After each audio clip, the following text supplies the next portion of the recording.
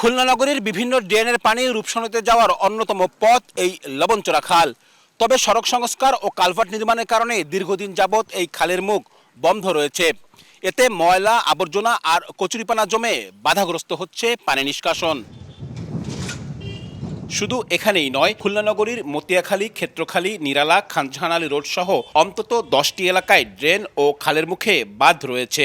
অবৈধ দখল, অনিয়মিত বর্জ্য অপসারণ, জলাশয় কমে যাওয়া ও সিটি কর্পোরেশনের প্রকল্প বাস্তবায়নে ব্যর্থতায় পরিস্থিতি আরও নাজুক। সামান্য বৃষ্টিতেই মূল সড়কে পানি নামতে সময় লাগে 10 থেকে 12 ঘন্টা। কোনো কোনো এলাকায় বাসাবাড়িতে পানি থাকে 2 থেকে 3 দিন পর্যন্ত।